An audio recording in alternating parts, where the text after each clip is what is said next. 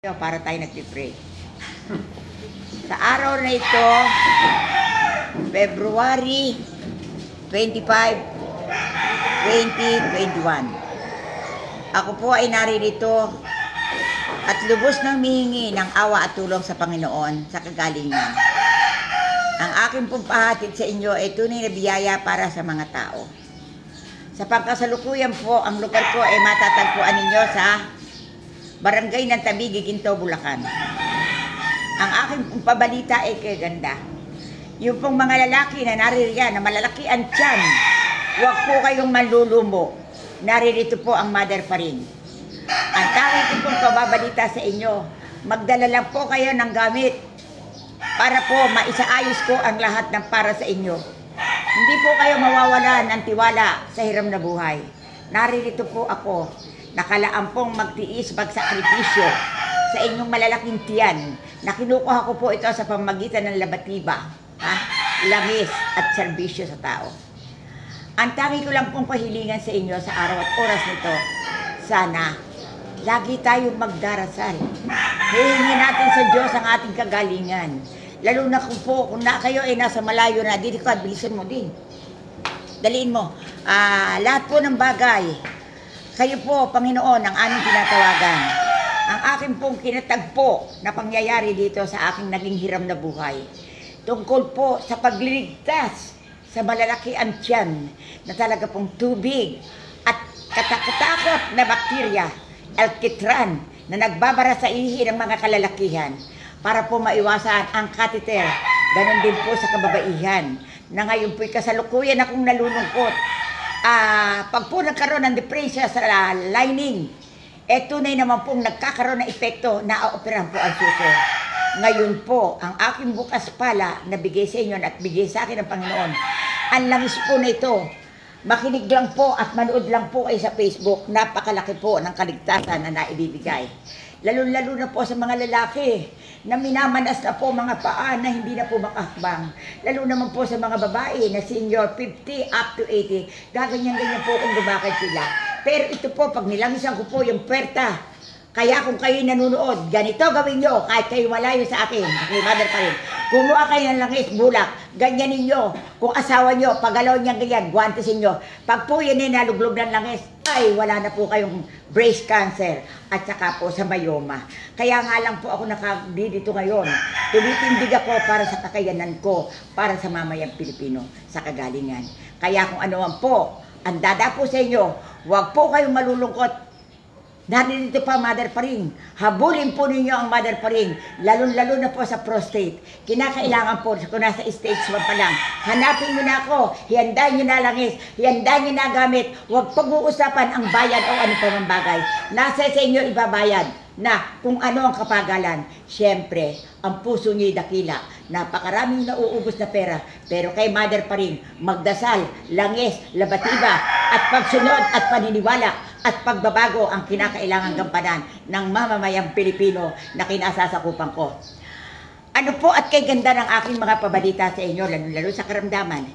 Uulitin ko po sa inyo, ang nakukuha po dito, abdo, pistula, almoranas, at marami pang iba. Tonsillitis, hindi makatulog. Yung po hindi makatulog, kung kayo po hindi makatulog, naririto po ang aking, ano ba tawag doon? Reflexology. Nagagalaw po lahat yun. Pero kidaw po kayo, ibinabalita ko na rin po at magpapahayag. Ito po, inarkila ko lang. Kaya ang isang tao po dito, 500. Makakatulog po kayo, baluluglog ang ugat nyo. Lahat ng kaliit-liitan. Marami po akong natuklasan dito na hindi po nakakatulog. Pag po sinalida yan, nakakatulog po, nagiginawahan. Kasi po pala, ito po na nakatiklop po lahat yan. Nagising po ang diwa ng mga tao. Kaya kung ano man po ang sinasabi at merong konting gastos, kinakailangan na kung kayo, taga malayong lugar, magdala kayo, magbaon kayo ng pinansyal. Kasi marami po tayong mga pangangailangan hanggang tinutuklas po natin ang karamdaman. Wala po akong gamot na ginagamit. Ang ginagamit ko po puro po labatiba at marami pang tuklas. Lalo na po sa hindi makahinga at inaatake. Heto lang po gagalawin nyo. Heto po ang susi ng buhay ng tao. Heto po ang sa puso. Heto po ang sa baga, pulmonary. At ito rin po ang sa utak. At ganun din po ito rin po ang nagbibigay sa likod na tumitigas na natatabunan. Kaya kung kayo po ay makikinig, hindi po kayo maaoperahan. Ano at kay ganda ng aking pabalita sa umagang ito. Marahil po kayo medyo nainip sa akin at nang ako po ay mag-Facebook February 14, ngayon lang po na ulit. Ang aking po sunod-sunod na ginagampanan, tunay po naman na masasabi ninyo na yanig ng mundo sa mga taong mayroong kalungkutan. Kaya isang magandang paliwanag po para sa tao. Ngayon, aagapan po ninyo ang lahat ng bagay. Kapag po nasisilip yun na kayo may manas, uminom na po kayo ng langis. Kahit hindi ko po nalalaman, sumunod lang po kayo sa reglamento. Kaya isang mapakaganda pong pabuya sa mga tao ang lahat ng bagay. Ito po ang ito po ang aking isang nagamot na taga-ano. Ano si may peso mo po? Ano si may peso mo dyan? Sige magsasalita. Ano na ito yung kumunta? Ito magsalita. Sige. Isabihin mo raw pangalan mo. Ako po si Judy Bia na taga Bicol, Camarines Sur. Nagkaroon po ng karamdaman dito sa bandang sa loob ng katawan ko dito sa may suso na maga. Ngayon, nakahanda ng ano ito, i-biopsy. Kaya lang, maraming nagsabi na yung biopsy raw, pagka na-biopsy ka raw, lalong kakalat daw yung mikrobyo. Kaya nakita ng misis ko dito sa Facebook, so si Mother Paring. Kaya dito kami pumunta. Yung sa awa ng Diyos, ngayon medyo maginhawa na ang pakiramdam ko. Yung dati humina ako sa pagkain, naibalik sa magandang pagkain ko, marami nang nakain ko. Tapos yung nararamdaman kong lumuwag. Kaya malaking pasalamat ko dito sa kay Mother Paring, sa Panginoon. Kaya umasa ako na tuloy-tuloy na ang pagaling ng aking karamdaman. Palakpakan nyo.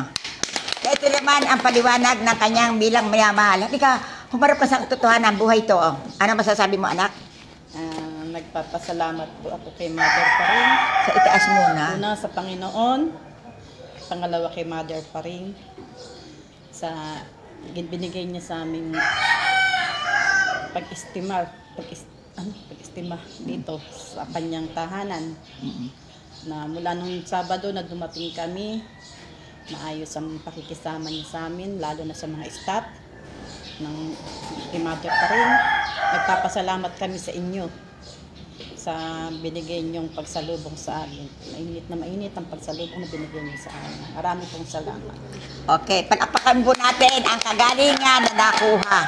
Sa totoo po, maga ang likod at harap. Alam niyo po ba ginawa ko?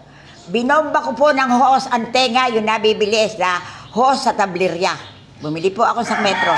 Hinipang ko po lalamunan, hinipang ko po bituka para po lumulag. Hinipang ko naman po left and right. Para po sa barbula sa kanyang puso.